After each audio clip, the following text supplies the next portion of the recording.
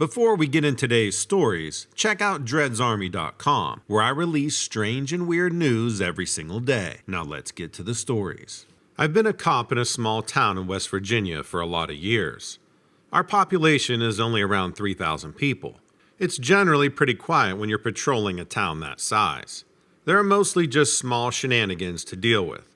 One day a report came in on a runaway teenager. I knew of the family, and this girl had run away a few times before. She was probably about 16 or 17 years old by then. She and her mother had a real troubled relationship. The father had moved out and gone to live in another state. The mother was quite a piece of work and was always tearing the girl down. I couldn't blame her for running away, really.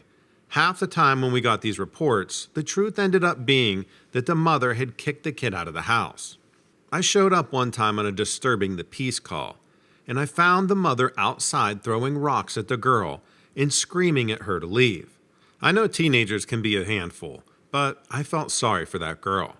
In a bigger city, if a kid that age runs away, you'll get one patrol car who gets the assignment to basically put out a description one time. At most, they'll go to a friend or two's house and see if they can find out anything. Then they'll file a report and enter the person as a wanted in the computer. There are so many runaways. The chances are pretty small that officers will have time to make it a priority. And a person that old is usually leaving home on their own free will, and it's not considered an emergency. But if found, the juvenile will be forcibly returned and the wanted status will be canceled. That's what kept happening to this girl. This time the report said that she had gone off with some kid on a motorcycle. I had the luxury of spending the time it took to ask questions and run down the leads. A friend of hers said they had camping gear with them, and they had mentioned heading towards Sutton Lake. I was familiar with that area. My own family had spent a good amount of time camping and fishing there. Now that it was early summer, that would be a good place to hide out. I was personally invested in making sure this girl was okay. No one had any idea who the guy was that she was with. But it did sound like he was of similar age. If a girl runs off with an older guy, there are criminal charges he can face, like endangering the welfare of a minor. At around 8 p.m., I headed east on Interstate 79, and then turned off toward the Elk River Wildlife Area. Before you get to the lake, there's a small cemetery that you go by called Poplar Ridge. I was passing by there when I noticed a motorcycle parked near one of the buildings. I pulled in and shone my spotlight over the chain link fence, but I didn't see anybody. The bike was loaded down with saddlebags and a big duffel bag, so it matched the description. I got out of the car to have a look around. There are big trees surrounding the cemetery, and when I was walking around the perimeter, I noticed some flickering lights in the woods. I headed into the trees to check it out. I got closer and I could tell that something was shining a flashlight back and forth. Then I hear this piercing scream. Before I could move or do anything, something big and black came flying out of the woods. It passed in front of me about 20 feet away and flew toward the cemetery. Then more screams came from the woods. I was about to call out when two teenagers came out of the trees and ran towards me, looking wild-eyed. They were breathing hard and gasping about a monster. I tried to get them to calm down and tell me what happened. They said they had seen something huge crouched on a branch about 5 feet off the ground and had shone their flashlight at it, and they had caught sight of these big red eyes staring at them. That's when the girl had screamed, and the thing had flown out of the trees. I wouldn't have believed him if I hadn't seen it myself, that thing flying past me. I turned around and ran back in the direction it had flown. I'm not in the habit of chasing monsters, but if you had seen how big this thing was, you'd understand why I was freaked out. I even had my gun drawn by now. I approached the chain link fence and looked over. I shone my flashlight on the gravestones. Then I saw something perched on one of them. It was crouched on the stone and it looked like something that was half human and half bat. It turned its head towards me and I could see a face, but my light caught two reflective red eyes. It looked like some awful angel of death or something. I was pointing my gun at it, and it spread its wings and whooshed off, faster than you would think is possible. Me and the kids could only gape at the gravestone where it had been. We were just stunned into silence. Eventually, I came to my senses, as I suspected, These were the kids I was looking for. We went back down to the patrol car and I made my report. I told the sergeant about the monster, but he said just to stick with the facts and not to mention it. I felt like that was wrong, but what could I do? I'm sure no one would believe it anyway.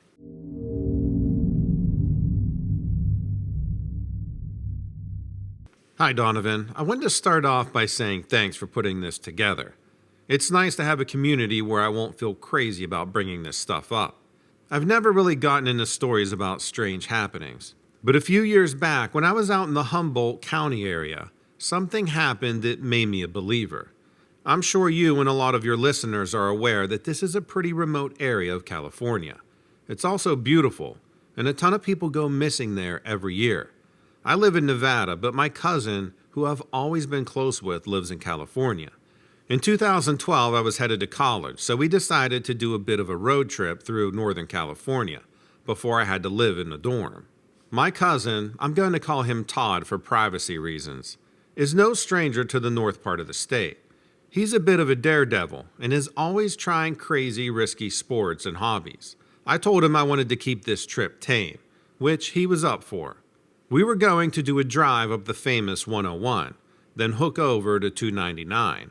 It cuts east through the state, and there's a nice mountainy area I was excited about. At the time, my cousin was driving a really old Nissan. It actually had a hole that was starting to wear through the passenger side floor, and I had to keep my feet a certain way, so I didn't accidentally put my foot through the floor.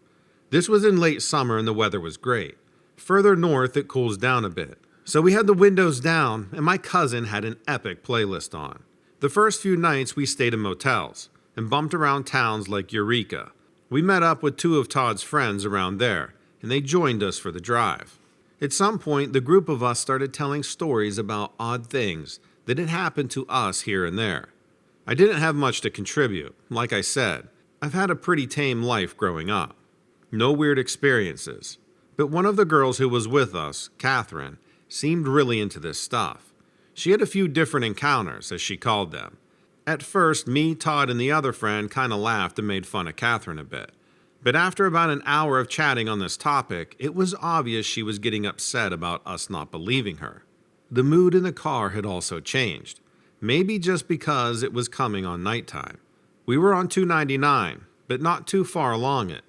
This was a stretch where it was really woodsy, and Todd spotted a pretty deep pull-off to the right, so we decided to camp out there. I go camping a few times a year and I love it, but that night, I was definitely on edge. I thought it was just Catherine's creepy stories. They had gotten weirder and weirder as she told them. I just tried to shrug it off. My cousin and I had shared one tent, and the two friends had actually brought hammocks, so they started up a fire to heat up some wood while we set up the tent. The night was pretty quiet and uneventful. This is where it gets a little weird. Even writing in, I feel really self-conscious about this part, but I think finally telling someone about it will help me get over it. Late the next morning, the other girl, I can't remember her name, mentioned that there was a waterfall nearby down this little dirt road. It was a popular hiking area, and we decided to stop.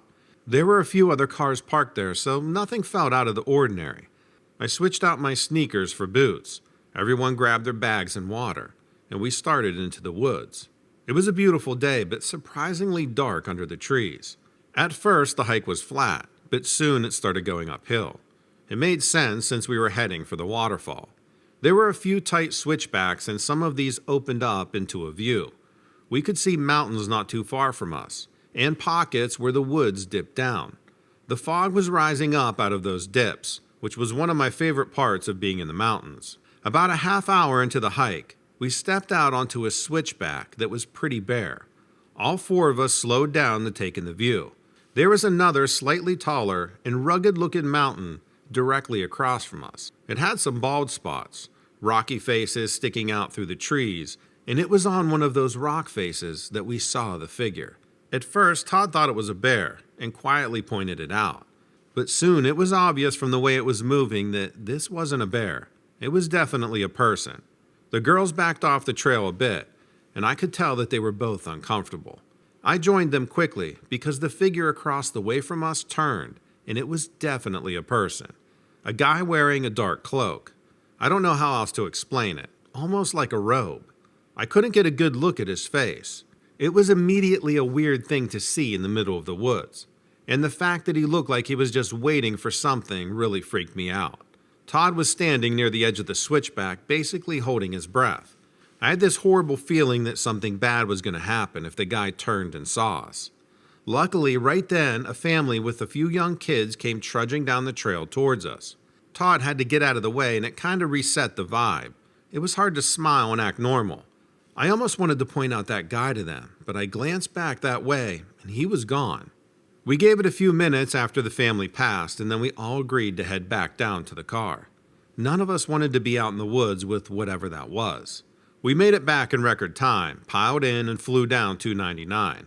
No way were we camping in those woods that night. Eventually, Catherine reluctantly started telling another story about something called the Dark Watchers. A few months later, I gave in and I looked them up. I think she might have been right. It definitely seems like what we saw. They're basically beings in the woods who watch travelers, which I guess we were that day. I think my gut had picked on something because according to the legends, they're relatively harmless unless you make eye contact with them. I'm not sure what happens then, but people disappear. That's not unusual for Humboldt County, but it makes me wonder how many of those missing people have encountered Dark Watchers. This is the first time I'm bringing it up to anybody. Only Todd and the girls know what we experienced that day. I guess I could have used it as a freshman icebreaker, but I would have immediately been the weird kid. As freaky as it was, it's good to know that that stuff is out there.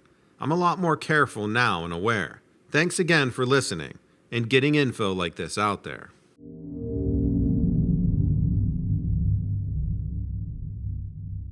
Hey Donovan, I'm writing in with a UFO story from upstate Maine, just south of New Brunswick, Canada. My home is almost on the border, so I'm about as far north as you can get. I spent a few years at a high school working on an oil rig, and once I had money saved up, I built a small cabin up here on almost 20 acres of land. It's the perfect, peaceful place I've always wanted, but definitely comes with some strange events. Most of these events can be attributed to day-to-day things, like neighbors who don't understand the boundary lines. It's not usually an issue as I own a few firearms and can be pretty intimidating when I want to.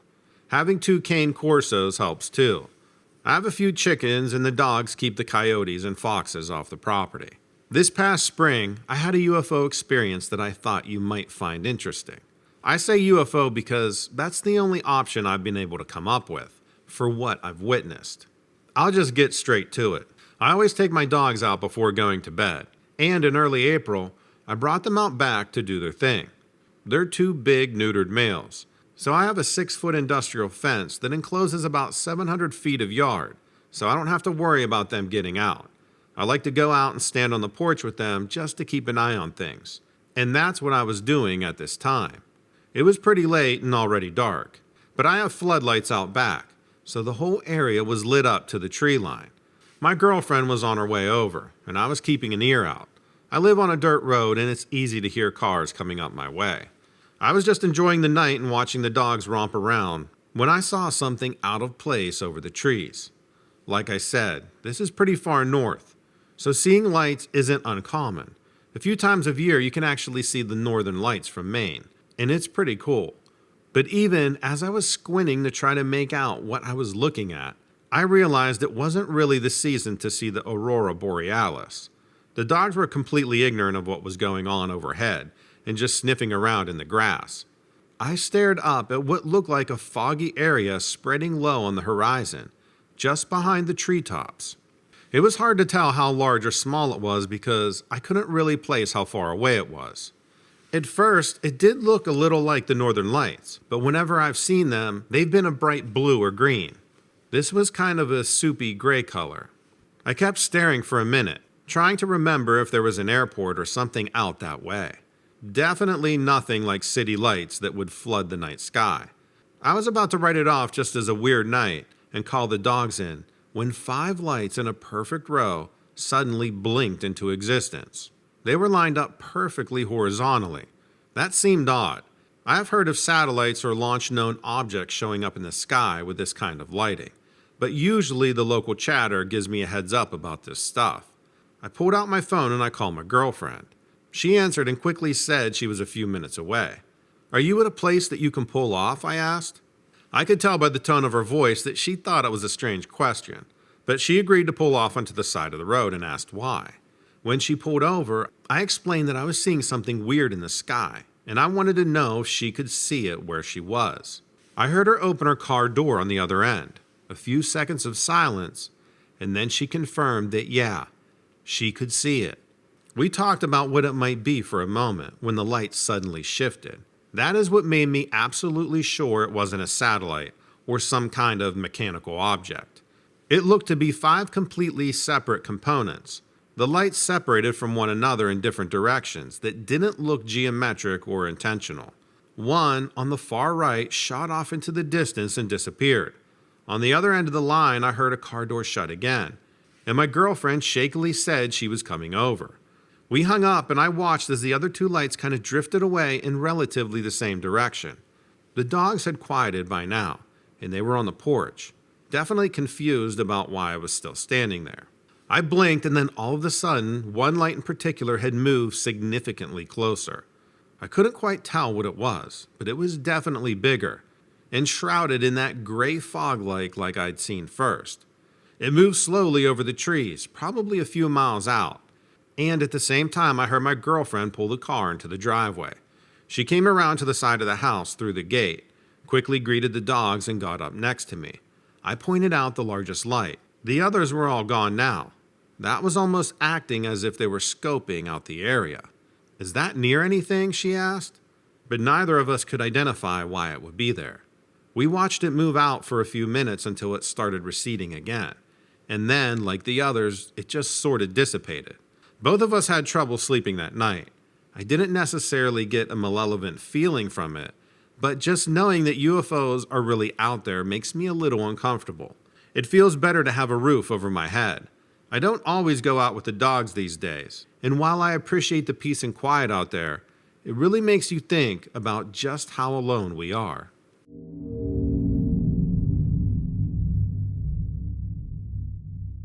I got a story from last fall in Chicago. I still don't really know what happened. I'm a commuter student over at the University of Illinois.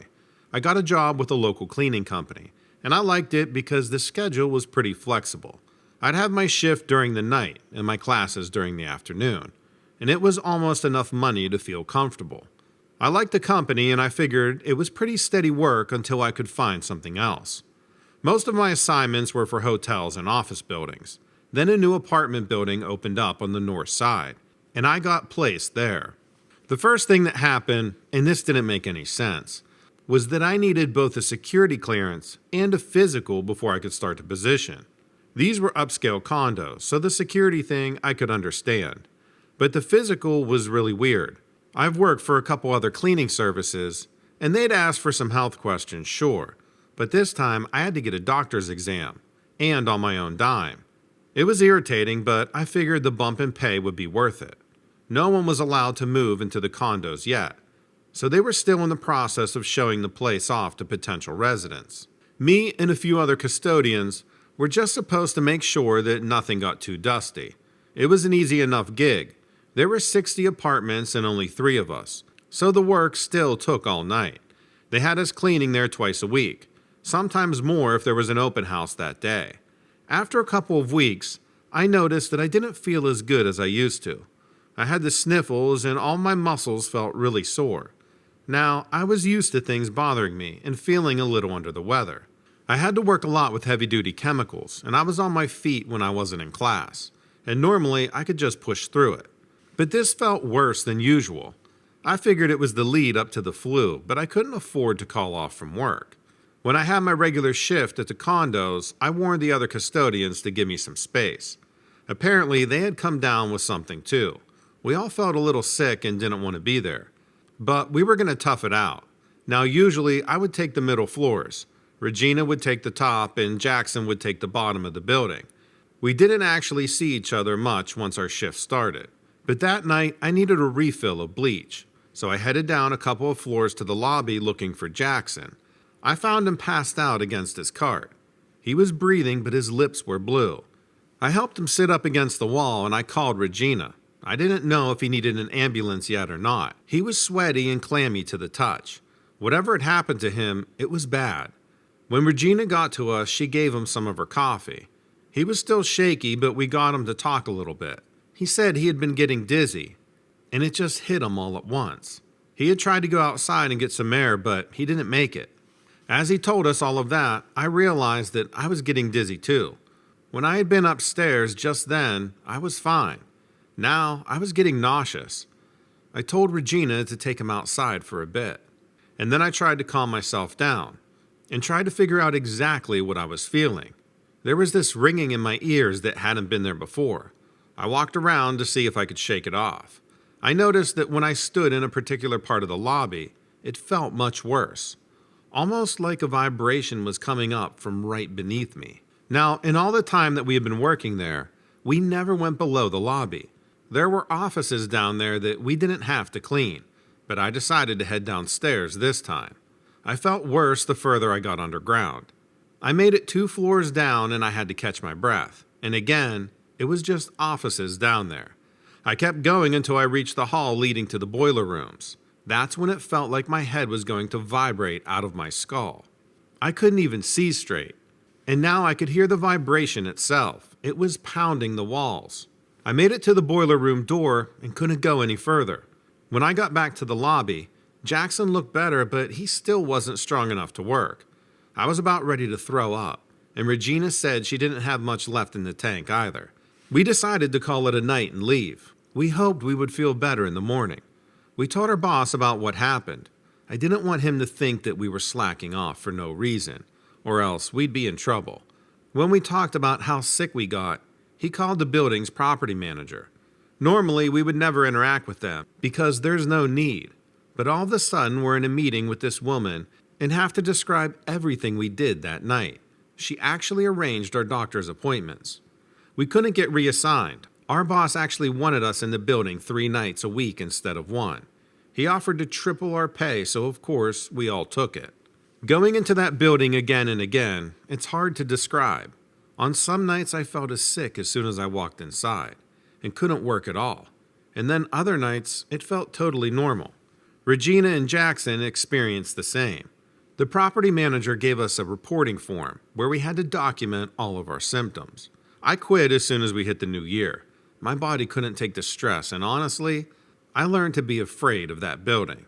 Jackson left too, but as far as I know, Regina still works that cleaning shift. I think I'll ask her to call in and give you more details. She says she's been getting worse.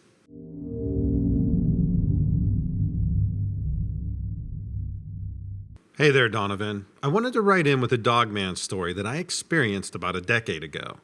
I used to be a railway maintenance worker. I'm now retired, but I have a ton of stories from those days. Some are pretty dark and sad, like bodies being found on the tracks, both human and animal. But generally, servicing the rails was a steady and decent job. Not too overtaxing in terms of physical labor, back when I could still lift a decent amount and had good cardio. These days, retirement has given me a bit of a belly, and I'm enjoying myself.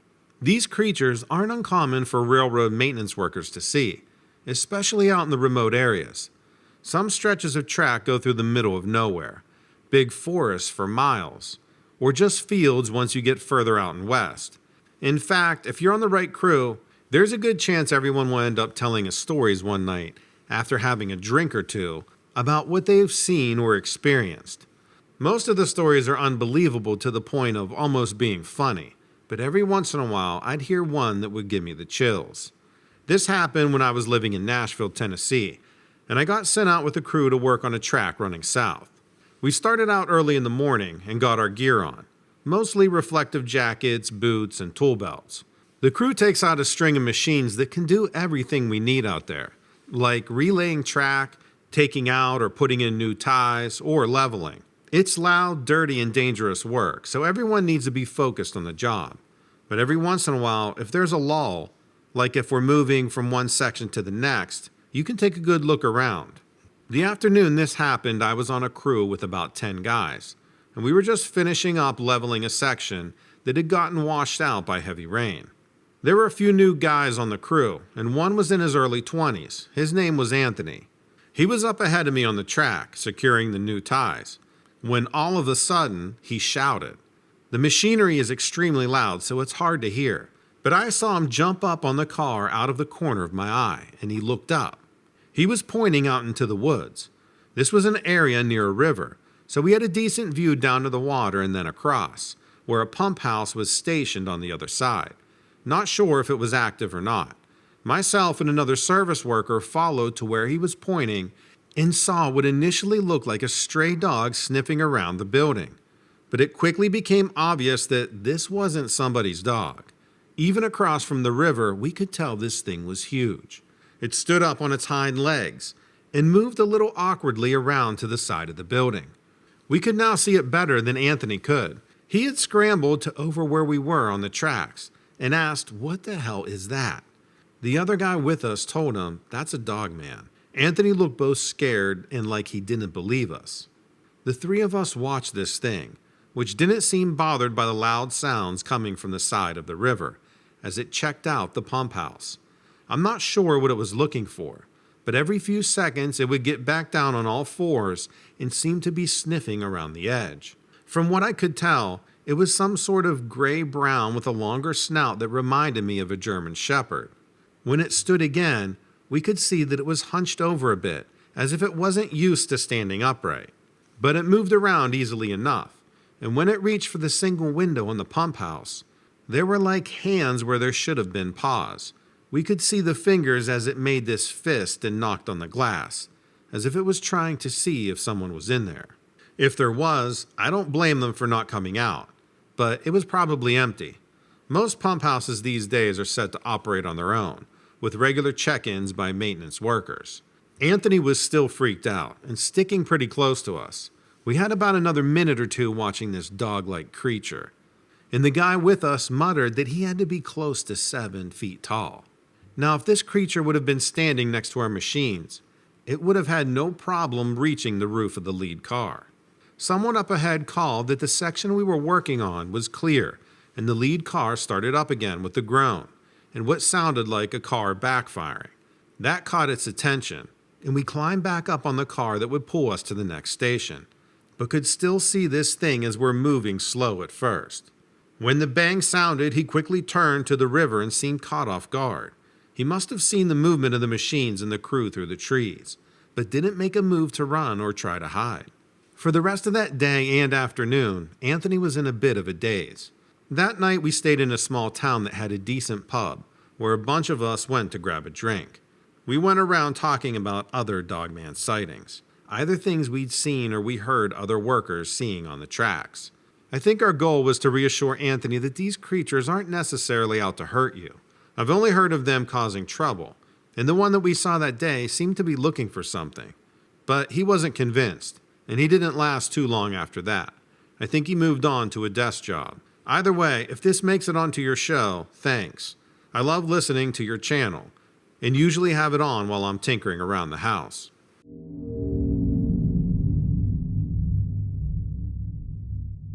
Let me know what you think about these stories in the comments below. Also, make sure to check out dreadsarmy.com, where you'll find all of my stories and multiple strange and weird news posted every single day. If you want to be part of the discussion, check out the forums on Dread's Army. We also have a Facebook group so you don't miss out on any updates. Thanks and take care.